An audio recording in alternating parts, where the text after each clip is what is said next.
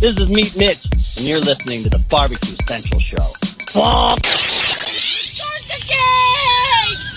Let's go! We'll do it live. Okay. Well, do it live! I'll write it and we'll do it live! So to get that perfect barbecue, you use wood. Are you sure it's safe? Whatever. We put the lighter fluid on, strike the match, and... Oh! Should we call the fire department? That might be a good idea.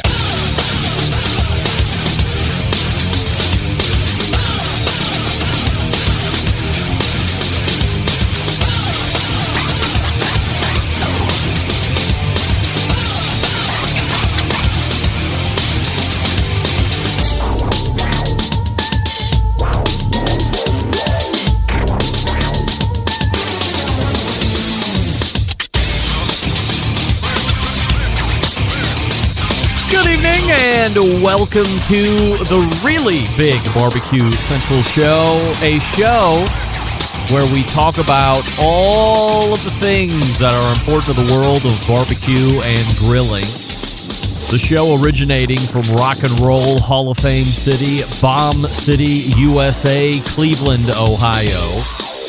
The barbecue capital of the North Coast. I am your program host, Greg Rempe. Happy to have you aboard here on your Tuesday evening's live fire fun and throughout the show. If you want to jump in the show this evening, here's your contact info to do it. You can get in touch with the show by sending an email to Greg at bbqcentralshow.com. Follow us on all the social media channels at BBQ Central Show. And be sure to subscribe to the show podcast feed on your favorite podcast platform. Anything else you'll want to find out about the show can be found at the main website, thebbqcentralshow.com. And here's what's happening in case you didn't get the newsletter. Coming up in about 13 minutes from now is the second Tuesday of a month, and that brings a visit from the creator of the most heavily trafficked barbecue and grilling website on the face of the earth, Meathead! From AmazingRibs.com. There he is in the green room and ready to go. After Meathead, let me pimp him a little bit. Last month we had a rather looming technical issue which took the balance of his segment. We were going to be doing a little myth busting, which we love to do with Meathead, which he loves to do, hence that fabulous book that he wrote a number of years ago, To Raging Accolades and Success and Riches. Water pans, that's what we're going to be talking about tonight, and boy, I can't tell you the number of times, and I'll bring this up with Meathead when we talk to him here in a few minutes, with people who have water pans. Traditionally, you'll find them in upright smokers, cabinet-style smokers. Not always. People will drop bread pans full of water in their offset pits, things like this. But the thing that I find to be the most annoying about people talking about their lovely water pans, most of the time, they're full of it when they're talking about, and the increased humidity in the cooking environment, my cooker. No. But we'll get into that a little later. It can happen, but most of the time it's not happening. I'll leave it up to you in the instant chat before Meathead comes in. Why only sometimes can you have a really humid cooking environment when a lot of cookers have water pans? Think about it and then make your guesses. We'll see who's smart and who isn't as the show moves forward. Then after Meathead, 35 past the hour, we would usually find a visit from Robert Moss. He is unable to make it this evening, doing a bountiful amount of traveling across this great land of ours, but filling in for him, a writer nonetheless, a good friend of ours from the great state of Texas, and the food writer, and I think he does sports too sometimes, from the San Antonio Express News, Chuck Blount will rejoin the show. Well, what's to talk about in Texas? We will quickly review if smoked hamburgers continues to be a thing on barbecue restaurant menus down there in Texas. We'll also talk about how La Barbecue seems to be the place to go to thieve briskets by the thousands of dollars worth and see what's happening with that story. Also, we'll talk about how much brisket per pound is costing out there, and it will blow your mind.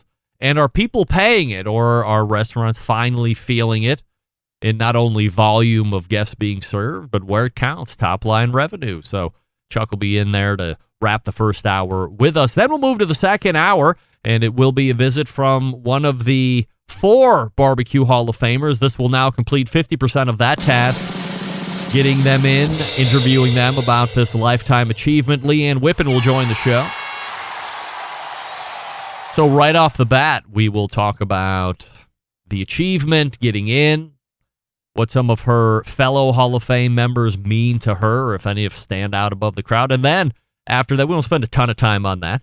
We will do a origin story of one Leanne Whippen, and it's unique because Leanne Whippen has been with this show pretty much from the beginning, even when it was just a podcast associated with one of the most popular episodes ever in the history of the show, which was the very first Brisket Roundtable competition style. Her, Jim Minion, Fast Eddie, and who am I not thinking of right off the top of my head? It was, sorry. It's Ray Lampe. You ever heard of Dr. Barbecue? Sorry, Ray. Had a senior moment. So she was a part of that. Believe it or not, back in 2006, when I asked people if they were using Wagyu beef, they all laughed at it like it was the biggest joke ever. Who would use that? It's outrageous. Nobody's using that. That'll never be a thing. Well, how times have changed. So Leanne Whippen will take the balance of the second hour, maybe a little bit over, into the 11 o'clock hour, but we'll see about that. Don't forget, you can follow me socially, Instagram, Twitter, TikTok, and the Snaps. At BBQ Central Show is the handle for live video feed. You can go to Facebook and Twitch /BBQ Central Show. Also over on YouTube /RD Rempe, automatically archived as the show ends, so you can get it at your convenience as well. And of course, we are live audibly on Clubhouse as well. So let's start here this evening. Many of you have emailed in over the past week asking if the chocolate bar incident of 2020 has been rectified on the chocolate bar side. Have they gotten in contact with me to discuss the well-done steak controversy? The long and the short of it is no, they have not. Get that big stuff out of here. In full disclosure, I didn't expect them to get in contact with me, even though I have tagged them in every way possible on every social platform to let them know what kind of douchebaggery was taking place when we were there as patrons almost 2 weeks ago. But I did post the video, as I had mentioned, on social media to warn those who might be coming in town and considering this place to eat to think twice about it, especially if you are a well-done steak fan. I don't know if we have a lot of those here on the show, but I was with a well-done steak fan when we went there almost 2 weeks ago.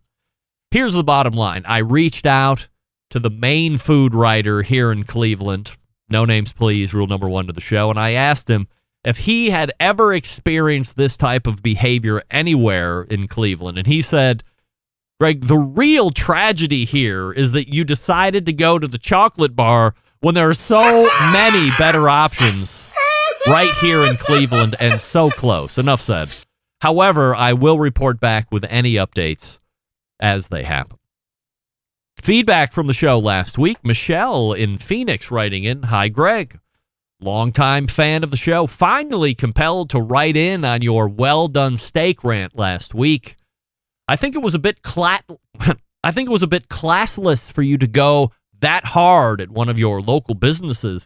If it were me, I just would have said nothing at all and not gone back. Just my 2 cents. Love the show. Regards, Michelle." Michelle, thank you for your 2 cents. Nobody asked. It's entertainment. And I'm here to warn people as they come to the Rock and Roll Hall of Fame city about places that might decide how they want to serve your food that you're paying for. I want to make people aware of that. So that's why I did it. Continue to love the show, but you're wrong. Jason in Missouri writing in, "Greg, I know you are an audio freak when it comes to the show. Allow me to tell you that the show this past Tuesday might have been the pinnacle of sound in all the history of the show. Each guest sounded like they were right in studio with you. Maybe some think your standard of audio for each guest is a bit overboard. But as a longtime listener, I can tell you I really appreciate it. I listen to plenty of other podcasts that don't even approach your sound standard. Keep up the great work. Regards, Jason." Jason, thank you. Richard in New York City. "Greg, am I the only one? Her trouble with talking this evening right out of the gate, but hopefully that clears up. Let me try again. Greg, am I the only one who heard you name drop Michael Simon like it was just common occurrences? Dude, how cool is that? I wish I could message people like that on the regular. Love the show, and screw those people at the chocolate bar. Regards, Rich. Rich, you are right on both accounts. Very cool to be me sometimes. And in that occasion, very cool to be me. And you're right. Screw! Actually, just the manager, not anybody else. The food was actually serviceable. The server was spectacular. But screw the house manager. I'm with you, Rich. Meathead is in the green room, probably wondering, what's all this chocolate bar stuff?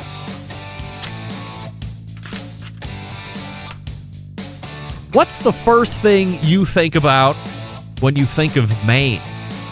Well, here at Barbecue Central, I can tell you that it would not be barbecue until now. Bub and Mothers is a veteran-owned dry rub company with a Maine attitude and a mission. What exactly does that mean? Let me break it down for you. Gourmet. Bub and Mother's Splice blends have been handcrafted using 100% natural ingredients. Each batch is sampled by the founder himself, John Furman, before any bottles are shipped to the stores or their fans. These rubs won the International Flavor Awards 2 years in a row, were used as guest judge gifts on the show Beat Bobby Flay, have been used in competition, resulting in multiple calls. Dare I say grand championships? I won't say it. Attitude. Maine folks don't like buying things that can only be used for one purpose. So while these rubs were blended to be used on anything that used to have fur, fins, or feathers, the fans send in photos, recipes, and emails using the rubs on everything from avocado toast to fried zucchini. One of the restaurants that we supply uses the rubs to make different cocktails. Yes, many of these recipes available on the website, bubnmothers.com. That's B-U-B and the letter N, M-U-T-H-A-S, bubandmothers.com. Finally, the mission. As a veteran-owned company, Bub and Mothers works with area veteran charities, donating a part of every single sale. In addition, as they grow, the commitment is to try and hire area vets to full-time positions with the company. In addition, any order over $50 gets you a free t-shirt. No codes to enter, no coupons needed when you check out. Just tell them which shirt and what size, and put that info in the note section at checkout. The t-shirt, rubs, other blends are at bubandmothers.com. That's B-U-B, the letter N, M-U-T-H-A-S, bubandmothers.com. And tell them the Barbecue Central show and Greg Rempe sent you. Maybe they'll even hook you up with something a little extra. Who knows? bubandmothers.com. And we're back with Meathead right after this. Stick around. Be right back. You're listening to the #1 most downloaded barbecue and grilling podcast anywhere. The Barbecue Central Show.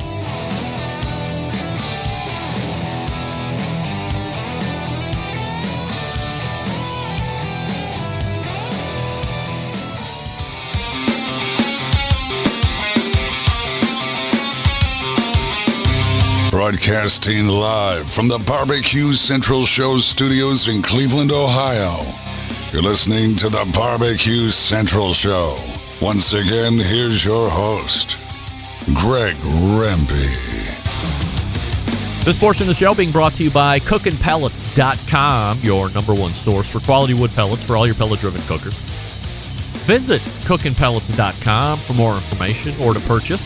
You can also peruse that website to see all the other goodies they have to make your smoked meats a little more smokier. Why not? All right, let's not waste any time because that's all we did last month. Let's go to the hotline and welcome back the creator of the most heavily trafficked barbecue and grilling website on the face of the earth, Meathead. Hey, Meathead. Hello, Greg, and hello, Centralites. We are rocking and rolling. I'm back. I am burning. Sorry about last month. Oh, well, look, every once in a while we have a little bit of an issue. We've worked through it. In fact, might I say, through the issues of last month, we've bettered the process and might now have a better overall sound product and instructions now being sent out to every guest with screenshots. I followed your instructions. I came in here 15 minutes early and went through them step by step.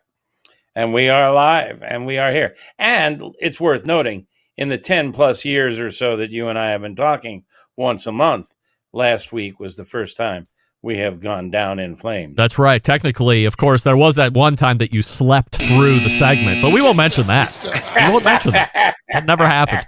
All right, Meathead from AmazingRibs.com joining us here on the show. Before we talk about water pans, are you watching Barbecue USA with Michael Simon? I haven't yet, but I intend to, especially since he was on Jeff Tracy's show recently. Jeff has an over-the-air broadcast, and you know Jeff and you know Michael, and he said his favorite book is my book. Michael Simon said that? Michael Simon, yes. Wow. Yeah, how about that? So that's very cool. I can't believe Jeff Tracy got Michael Simon on a show. I've been really humping on look my at new you. book. But really humping? Good job. Working on my new book. And in fact, you mentioned Maine. What do you think of Maine? You don't think of Maine for barbecue. I do, because barbecue lobster, grilled lobster, is better than boiled or steamed lobster. Of course. When you boil lobster, water is a solvent. It extracts flavor from the meat. It does make it more tender. And if you grill lobster, you split it in half and put it the meat side down, you'll get a much more flavorful piece of meat. It's a little chewier, but it's much better in my world. And in fact, Friday, I'm doing 2 lobster recipes for photography for my book. All right. Meathead joining us from AmazingRibs.com. You know, of course, I want to dive down that book rabbit hole quicker than anybody else, but I'm going to not do that this evening. It's because moving, we have dude. I'm meeting 3 days a week with my photo stylist, and we are deep into photography, and it's coming out good. Tonight, we do a little myth busting because that's what everybody likes Meathead to do, myth busting. And we are myth busting water pans and humidity. They don't do what you think they do, at least most of the time. So I will now turn the floor and the stage and the mic and all that over to you. Well, you've already stolen my thunder. Let's divide the topic into 2 parts. All right. Drip pans and water pans. Okay. Now, drip pans, we'll take the easy path first. Drip pans are a pan you place under food with a little bit of water in there to catch the drippings. Now, for example, my turkey recipe uses, I don't know if you can see it on the screen, folks. Greg is showing it. But I put a pan under my turkey filled with chopped carrots and celery and apples and herbs and a bottle of wine. And the drippings from the turkey go into that pan and they build a stock. And I drain that pan, filter out all the stuff, and you end up with this incredible stock. And you can do it with a roast beef.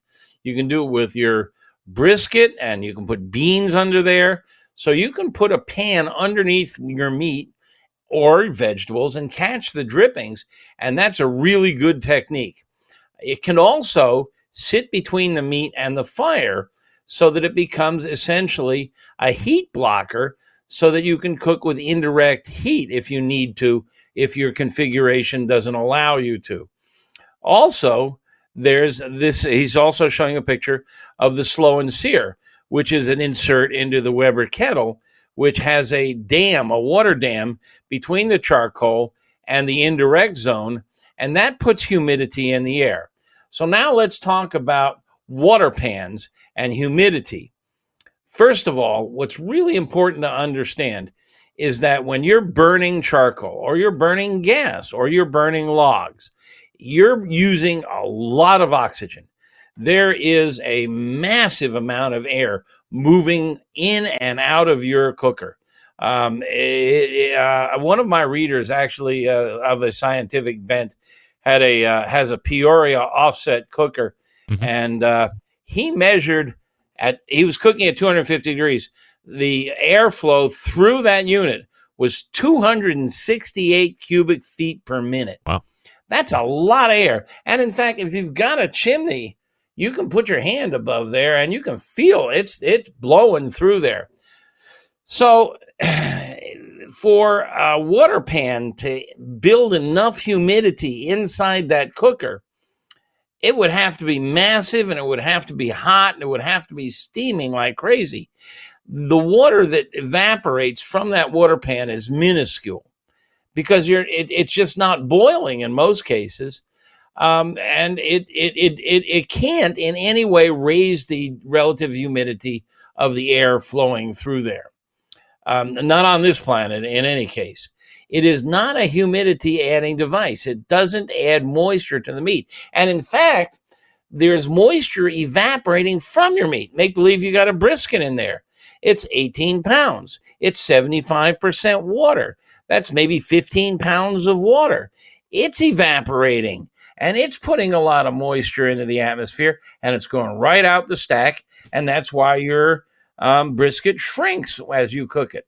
And there's no way you can stop it unless you can get the humidity up to 100%. And there are gadgets that do that. There's a gadget called the CVAP, which a lot of commercial restaurants use when they want to hold a brisket for hours and hours after they've cooked it. They'll put the brisket into the CVAP, which has 100% humidity, and it keeps it warm, and it prevents the moisture from evaporating and preserves the quantity of meat so that if they're delivering a half pound of meat, they're not losing a lot of money by evaporation. But your water pan does not humidify the atmosphere or keep the meat from drying out. What the water pan does do, and this is really cool, is it helps make your meat smokier. Now, you think about this. If you take a brisket or a ribs or whatever out of the fridge at 38 degrees, that's what your fridge should be. 38, between 33 and 40 degrees. It should be about 38. 38 degrees. And you put it in a smoker, let's say, that's rolling along at 225. And you've got a water pan underneath it. The moisture that comes out of that water pan is going to condense on that meat, just like the steam does on the mirror when you get out of the shower. That condenses on the meat and wets the surface slightly. And when the surface is wet, it's sticky, and smoke sticks to it better. So it creates evaporative cooling, and it also makes the meat sticky and gets it smokier. And that's another reason why when you take meat out of the fridge, you should not let it sit around at room temp, because if it sits around at room temp, it warms up, and you want to put cold meat into a smoker because it's going to get more condensation on it and attract more smoke. Could we measure this or do something statistically where we put a hygrometer in some kind of safe hygrometer inside of a bullet and fill the water pan with sand or foil balls, and then fill the water pan with foil balls and put them up against each other to see if there's a real noticeable spike in humidity, even if the water's not boiling? Because that's always been my main contention, is if the water's not at a rolling boil, then it is only a heat sink and a fat drip catcher, and that's about it. Now, in a Myron Mixon cooker, where that fire is right underneath the water pan, you can see it plenty of times where his water in the water pan is at a rolling boil. That's why you have to have a water connection on the side of that cooker to keep it continually filled up. Otherwise, that thing would be dry as a bone after a couple hours of having that fire right underneath it. But otherwise, in a bullet smoker, Weber Smoky Mountain, charbroil, what have you, at best, it's a heat sink. It's certainly not something that's just puking humidity into the air. Well, you've just used another magic word, and that's another very important task that the water pan performs, and that is it's a heat sink. And what Greg means by heat sink is it absorbs energy. The water cannot rise above 212 degrees. That's its boiling point. It can only go to 212, and it stays there. Your meat cannot go above 212 because it's mostly water. So as the water pan goes up to 212, it tempers the energy coming from your smoker. And that's why the Weber Smoky Mountain has a water pan above the charcoal. Not just so much to add moisture to the atmosphere, but because it tempers the energy of the charcoal and keeps the temperature down, keeps it low and slow. So that's a very important thing. Yes, I'm sure one could do that measurement. And that's the other thing. A lot of people over on the Weber Smoky Mountain sites, they want to talk about putting sand or dirt or gravel or terracotta into their pans. They do a decent job of acting as a heat sink and stabilizing, but they don't stabilize as low as 212. Sand can go much hotter than that. And the other thing is what should you put in your water pan? There's a reason we call it a water pan. You can put apple juice, wine, beer, whiskey, whatever you want in there. And the flavor compounds in wine, whiskey, apple juice are measured in parts per million. There's very little flavor compound. If you want to add flavor to your meat, sprinkle it on with a rub or a sauce. Nothing in that water pan is going to contribute to the flavor. You can throw onions in the water. You can do whatever you want. It just is not, under any circumstances, going to alter the meat in any significant way. What other things do we need to know about water pans? Well, they're a good idea. And a lot of people wonder if they should use them, for example, on pellet smokers. And I recommend them whenever you can. A, because they're a heat sink. B, because they do put some degree of moisture onto the surface of the meat, and that helps smoke stick. But they are not keeping the moisture in the meat, making the meat moisture, and preventing evaporation. Have you seen folks that have some pretty decent offset pits? And I mean real offset cookers like Close, Gator Pit, Pits and Spits, things like this, where they might have an open baffle from the firebox into the main cooking chamber, and then they'll throw either a water pan on the top rack closest, or they might even butt it up against the baffle underneath the cooking chamber or underneath the grates themselves to try and temper that heat coming in from the firebox. Does that actually work? Yeah, I've seen that on reverse flows too. Reverse flows have like a false bottom underneath the meat, and there's a essentially a duct between the false bottom and the actual bottom of the tube, and they put water pans on top of the duct or the false bottom. It serves that effect, but again, it is not significant. I mean, man, offsets in particular. If you look at an offset that is running smooth, making blue smoke, burning logs, the door to the combustion chamber is almost always wide open. I mean, they need air.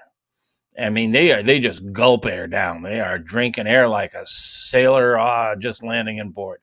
They are just slurping oxygen, and they are spitting it out through the chimney, and it's just blowing through there like a tornado. Let me ask you a completely different question. This has been raging over social media over the last month. You're probably not prepared for this, but you can talk about it because you're the expert. I got into it unknowingly with some guy named Dick Paste on the Ticker Talkers.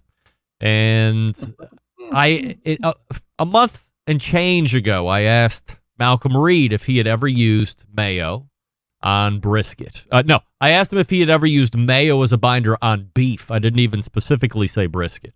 And then Deuce Raymond, who you know, he's the nephew to Famous Dave, of course, he said, hey, I'm going to make a video of this, try it out, sounds interesting. He had mentioned me in the video, maybe made it sound like that this was like my thing, maybe not, but then all of a sudden some guy picks up on it. I'm the one that started this, blah, blah, blah. My name's Dickie Paste, blah, blah, blah.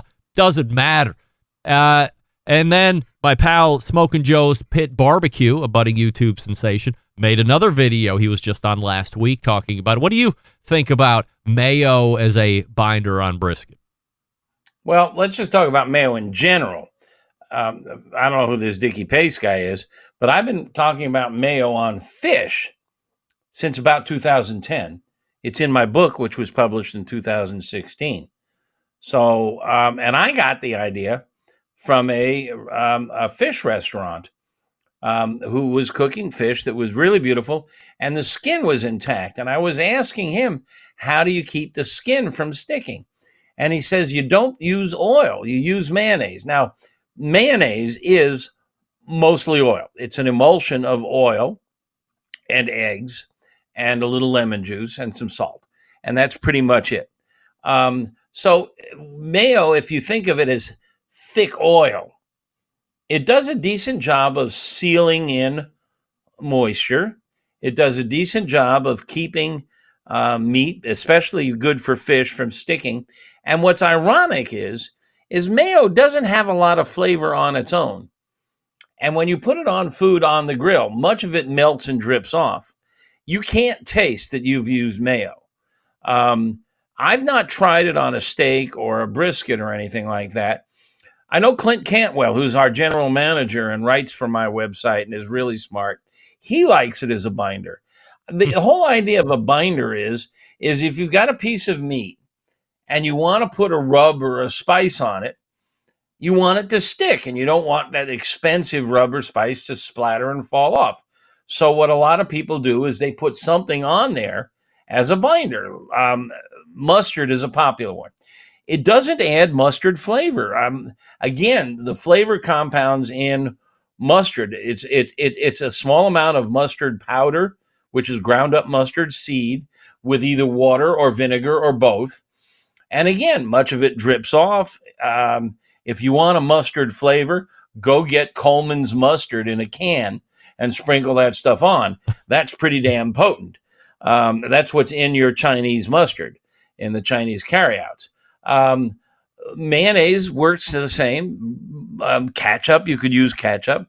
I will go over to the sink and wet my hands under the running water and just pat the meat with water and sprinkle the rub on, and most of it sticks, and away I go. Water works just fine as a binder to hold it on.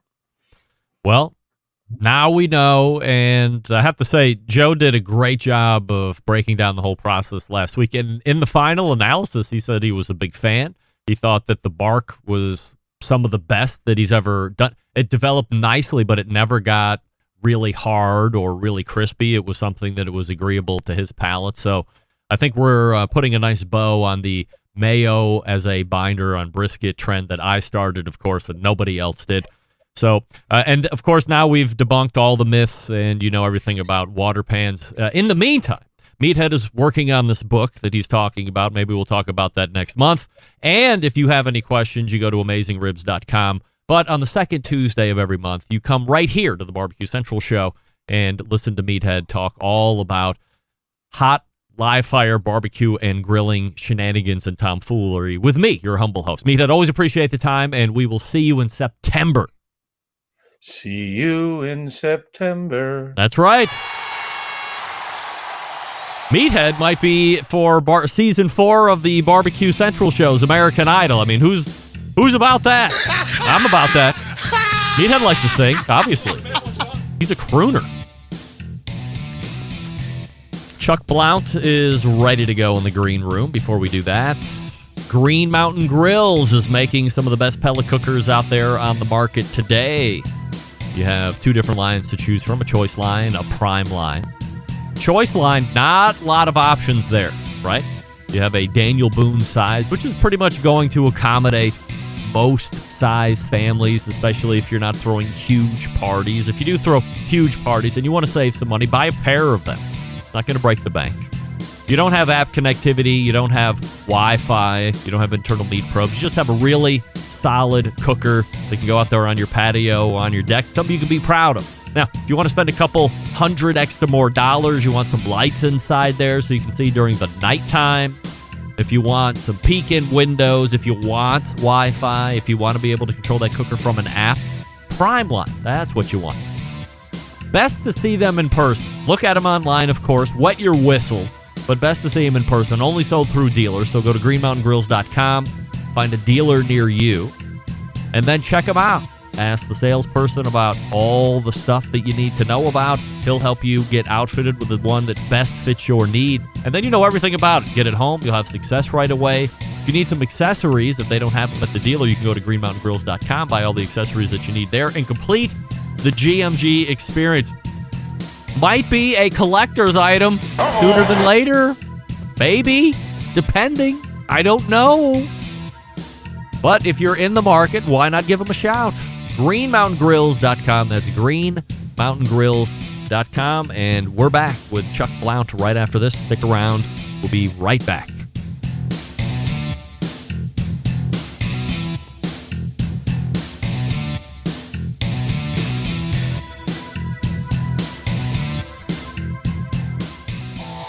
Howard Stern, Jim Rome, Dan Patrick, and Greg Rempe. The Mountain Rushmore of talk show entertainment. Now, let's get back to the Barbecue Central Show. And we thank Meathead for joining us last segment in his monthly spot, second Tuesday of the month. This portion of the show being brought to you by Fireboard. Monitor up to 6 different temperatures simultaneously. Connect to Wi-Fi for cloud-based monitoring or connect via Bluetooth. Don't forget that new predictive portion that's been rolled out as well. If you have Alexa or the Google Assistant in your home, you're in luck. Fireboard, fully integrated with both. Find out more by visiting fireboard.com or call 816-945-2232. My next guest is the barbecue and food writer for the San Antonio News Express. We have a lot to talk about, so we race to the hotline and welcome back friend of the show, Chuck Blount. Hey, Chuck. Hey, Greg. Thanks for having me. I am good to hear from you. Appreciative that you are making time for the show, and a little bit of a last-second type theme here, but always appreciate the Texas point of view. There's always things going on in the barbecue and grilling world when it comes to Texas, of course. Texas fancying itself as the Shangri-La of barbecue across this great country and globe of ours. First things first, Chuck, the last time you were on, we had quite a conversation about smoked hamburgers becoming a menu at barbecue restaurants. We talked at length about it, why it was going to be a good thing. And then right at the end, we said, is this thing going to be long-lasting? Is it going to be a thing ongoing? Or is it going to be a flash in the pan? So a couple months removed from that initial conversation that we had, how are you seeing smoked hamburgers on barbecue menus?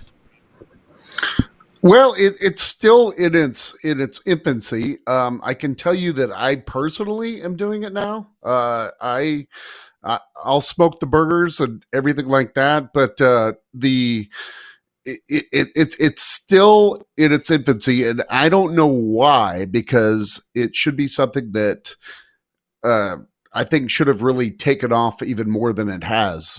And I can't just speak for Texas. I would speak for the entire barbecue community, and that, you know, this is a huge window of potential that, you know, people should start doing, and, you know, in their own personal cooking and definitely in the restaurant scene. But yeah, we're still not quite there yet, but I think it is going to be something that is going to be in the next big wave of barbecue. We're coming to the end of summer. Well, I mean, not for Texas, of course, but here in Cleveland, it's bound to be winter here in the next 2 to 3 weeks. If we're getting it to the end of what traditional summer is, Labor Day will typically signify the end of barbecue and grilling season for a lot of folks that actually put their grills away, if you can believe it. So if it's not happening now, does that mean it's going to happen Memorial Day next year or through next summertime? I really don't know, because I think we've had 60 days in a row of like 100-degree temperatures in San Antonio. So like, it's like summer never is going to end. So I can't speak for the rest of the country, but it, you know, what the reason, I mean, the flavor profile that, obviously, you know, we always smoke brisket, you know, we smoke the ribs, we smoke all these other cuts. There's absolutely no reason that you shouldn't be able to impart those same flavors into ground beef, especially the ground beef that has the fats in it and because smoke does really well with fatty meat, and it just all I'm saying is people should be trying this, and this should be a really big thing, and and then smoke the burger, and then finish it off on a hot skillet or on a grill, and you're good to go. But for whatever reason, I don't know. It's like there's that.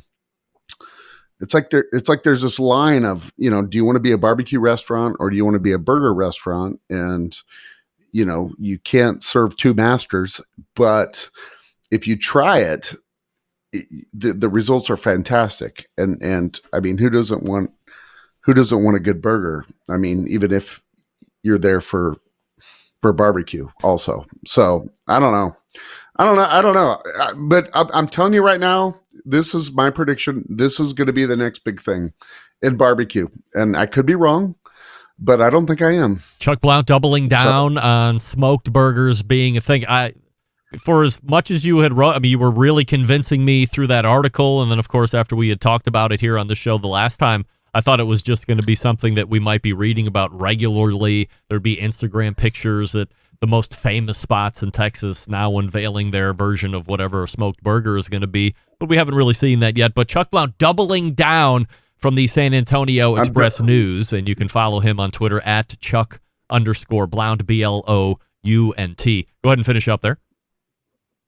Well, yeah, no, I'm just saying, yeah, I absolutely am convinced that this is going to be the next thing in barbecue. So I'm tripling down, sir. I'm tripling down. All right, tripling down, as it were, doubling down under protest, but tripling down, no doubt about it. Next story is I double dog dare you. I double dog dare you. All right, I see where we're going. A little Christmas story nuance here, which I certainly love and appreciate. Terry Black's Barbecue has moved or added a new location to what some consider to be the barbecue mecca of Texas. Not Austin, although a lot of people think that. Lockhart. Now, not only do we have a fairly long-standing feud that has been there between Smitty's, Kreutz Market. I don't know if a lot of people know the history of that, but you have some brothers who were the restaurant operators. Then you had the sister that owned the building/restaurant. They referred to her as the landlady, and there was this cost increase that's going to be happening, and now they're going 4/10 of a mile down the road and opening up the new version of the restaurant. And then there's going to be this lady's husband is going to be opening up a new barbecue restaurant where the old one was going to be. So there's that whole feud that's been going on, and that's gone back a number of years, maybe even decades at this point. But there could be a new feud coming into town. You have Black's Barbecue already in town, well known. Terry Black's Barbecue, these two brothers are now moving to Lockhart. What do you think about a new feud brewing in Lockhart? Well, I mean, you hit the nail on the head in there, and that, yeah, this tiny little town of, I don't know, what is it, 10,000 people maybe that live in Lockhart. And it's this nonstop feuding of barbecue blood. And you actually broke the news to me about Terry Black's going to Lockhart, but the history of between Kreutz Market and Smitty's Market is so well documented.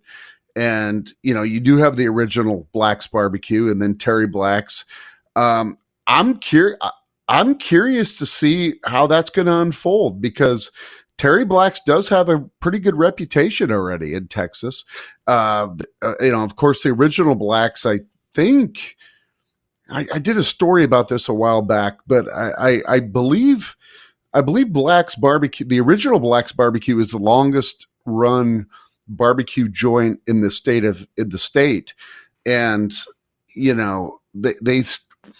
I don't care what anybody says, and I've taken some heat on this. Yeah, there's Austin. Yeah, there's San Antonio. There's, Houston. There's all sorts of barbecue destinations. I still get goosebumps when I enter the Lockhart city limits. There's just something there's something special to it, and they cook with they go old school with the the fire coals, and they're just scooping those hot coals into the fire, and you go into a place like Smitty's and you're wondering, like, man, it feels like my feet are on fire. And that's because as you're standing in line, you are 2 feet away from literally the fire that is manning their pits. Old school meats, shoulder clad, they all make their own sausage. And I'm going to be really curious. I actually think I probably need to go back up there, and I'm going to be curious to see where Terry Black's fits into that scheme. And they also have Chisholm Trail Barbecue, which is another really, really good place. That's where they claim the locals go. It's not the tourists that are on a barbecue pilgrimage or anything like that. But yeah, I mean, I don't know. There must be something about the water in Lockhart where people want to just fight. I don't want to fight about barbecue. And but hey, in the end, the customer always wins, though, right? I mean, if everybody's trying to outdo everybody else, you just want to eat the best barbecue you can, and it's definitely a bucket list trip, a bucket list town that if you're really serious into barbecue, you've got to be there at least once. I mean, you got to. I didn't realize that the Terry Black's barbecue owners have, I don't know if this is their second or third location that they have open right now, but throughout Texas, as you dig a little deeper into this article I was reading, they have 9 other properties across Texas that they currently own. Not all of them are going to be housing whatever the newest version of Terry Black's barbecue is going to be in whatever town they're in, or have property acquired. Maybe it's going to be a different concept, but if wherever that land is that they have currently fits or meets whatever criteria Terry Black's could go into, then they're going to put one in there. I had no idea that they were looking to grow on scale like that. Yeah. I'm aware of at least 3 locations, I think, of Terry Black's. And so I think there's one in San Marcos, and I think there's one in Austin, and but yeah, it's definitely that they must be doing something right. The fact that they can expand it the way that they're doing it, but I keep going back to it.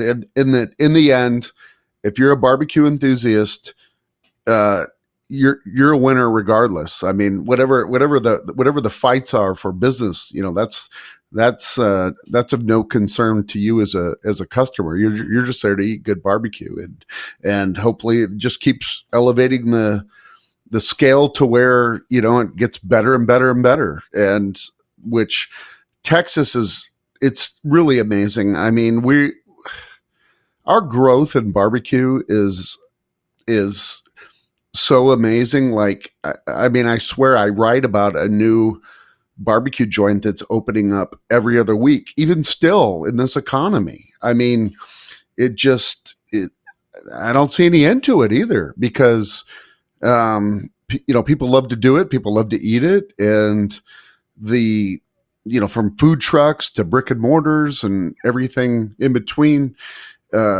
there's no stopping what's going on right now. But other than the costs of the product has really gone up. We'll talk about that here in 1 second. Let me ask you about another story that was breaking over the last couple days.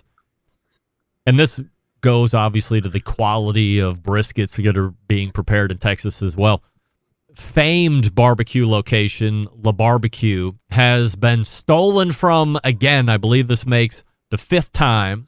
There were 20 briskets that were being cold smoked. Not sure exactly what that means, but some process that they do over there. They cut the locks off the smokers as they were going overnight, stole 20 briskets. I've seen totals ranging somewhere between the mid $2,000 all the way up to $3,200 in total value for all of this. Why is La Barbecue specific to this thievery, or are there also other barbecue locations that have been stolen from? It that has been shockingly a regular story down here in Texas. And I don't know who is buying black market meat. Maybe they're keeping it and vacuum packing it, and they don't have to worry about briskets for the next year. I don't know, but we had a string here in San Antonio where barbecue joints were regularly getting broken into, and there was even a place. I don't know if you've heard about it or not, but it's Two Brothers Barbecue. That's a really well-known place here in San Antonio. Somebody even stole, like, they had like old school cattle branding irons, like in their pit, and somebody stole those, and there were video. We ran a bunch of stories on them. We called them the Brisket Bandits. Wow. And we did it.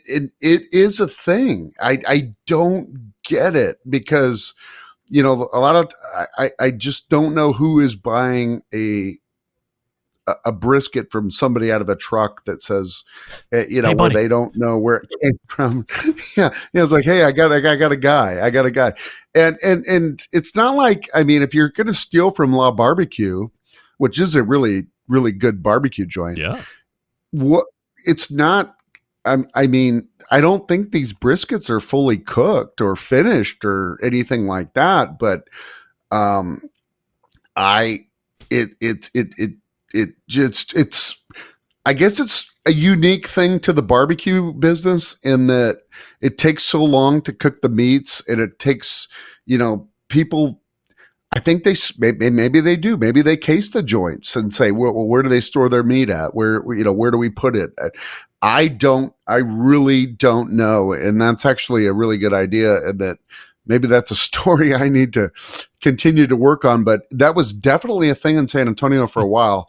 And, I imagine it's a thing everywhere. And the fact that La Barbecue, got hit up to that degree, I mean, a couple $1,000 is pretty substantial cut, to your business, for sure. No doubt about it. But yeah, I don't know. It's a weird story for sure. But all I know is if somebody pulls up to my house in a truck and they say, Chuck, I got a brisket for you for $35, I'm going to have some questions. And, so Coach Purse in the back of that truck? No, not Coach Purse. It's a brisket. How about that? Yeah, sounds great. Talking about brisket here, last question before I let you go tonight, and appreciate the time. Per pound brisket now approaching $30. Where does it end? You know what? I don't know. I've never owned a barbecue business, or much less a restaurant. I just write about them and frequent them. But there was a guy in Austin. He had this sports bar, and all he did was sell beer and cheeseburgers. And he made the point that he said, at some point, he goes, I can't charge $26 for a cheeseburger at a dive bar. Or I can't, he goes, but for me to be able to pay my rent and to pay my bills, that's pretty much what I have to do. And about 6 years ago, this was a little bit different in like Franklin and Austin. I think they were probably one of the first ones to go $20 a pound. And about 6 years ago in San Antonio, we finally started seeing $20 a pound for brisket. And all of a sudden, with all these new places that are opening, the other day I saw a place that on day one of business, so they were unproven. They, nobody knew where they were. And $30 a pound for brisket. Now, we're talking about a cut of meat that got popular because nobody wanted it, and it was cheap, and it had all the fat and everything like that. Well, $30 a pound, you could you can get like a really top grade ribeye steak for that. Yeah. So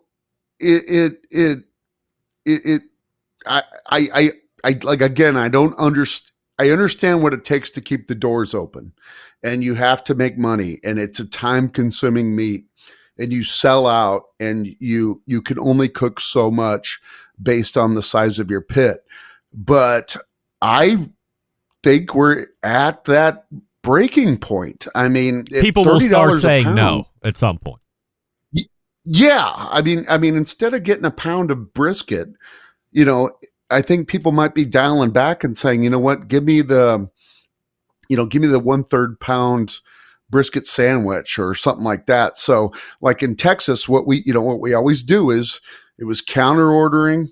You order it by the pound, and you got your sides, and everything's on a big sheet of butcher paper and everything like that. And I don't think it's out of the realm of possibility to see that culture might be disappearing, because you don't go to a barbecue restaurant and expect to pay, $120 for lunch, for a family of 4.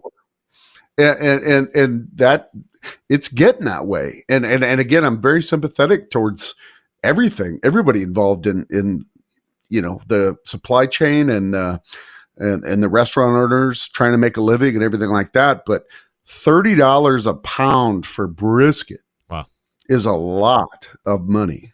Chuck Blount joining us here on the show from the San Antonio Express News, talking about $30 a pound for brisket.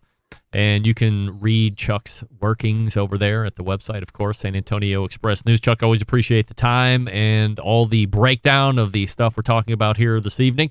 And we'll do it again soon. All right. Thank you, sir. You got it. We'll there he is. Later. Chuck Blount right there from the San Antonio Express News. I'm with him. My head's spinning at $30 a pound for brisket. That's a no for me. I'll take the pulled pork to go.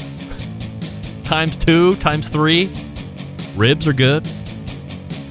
You know what else is good? Yoder Smokers, building and designing all their pits right here in the States, building pride through craftsmanship, world-class customer service. That's the backbone of how they've built the company. The approach translates into what can be a truly bespoke style product that elevates gatherings with friends and family. Honored to have a trusted place in the backyards of America. From pellet grills to wood-fueled offsets and charcoal smokers, consistent blue ribbon flavor has become synonymous with the Yoder Smokers name. Make no mistake, Yoder Smokers flavor-driven design is unique to each style of pit, and their team has developed their cookers to perform time and time again while outlasting the competition for generations to come. It's this generational thought that's rooted in the handmade products, defines the integrity of the core values, American-made quality, and endless flavor. Those are the benchmarks of Yoder Smokers. Visit yodersmokers.com today, see what they have, find a dealer near you, and their inventory is going quick, so act quickly if you want one. We're back to wrap the first hour right after this. Stick around. Be right back. Continuing to produce incredibly mediocre content in an exceptionally professional way. You're listening and watching the Barbecue Central Show. Once again, here's your host, Greg Rempe. And we thank Chuck Blount again from the San Antonio Express News for joining us last segment. This portion of the show brought to you by Pit Barrel Cooker, the most unbelievable outdoor cooking device on the planet, currently available in 3 sizes. With a host of accessories, whether you're a beginner or a professional, definitely a cooker you want to add to the arsenal. Visit pitbarrelcooker.com and tell them Barbecue Central Show sent you. They will certainly appreciate that. I will certainly appreciate that as well. All right. Meathead was talking about water pan myths, so if you missed that, you can get the podcast tomorrow. And we were just joined by Chuck Blount covering a host of new Texas news items. $30 a pound for brisket. That's something that's happening on the regular, becoming the standard operating procedure or business practice. We also talked about La Barbecue getting 20 briskets stolen out of their cookers. And he's now tripling down that smoked burgers will be a thing sooner than later. Didn't really take off a couple months ago when he first brought it up after we talked about it on a story he had written for the San Antonio News Express, but we'll see how it goes from here. Refreshed Libations. We're headed to the second hour. Stick around. We'll be right back.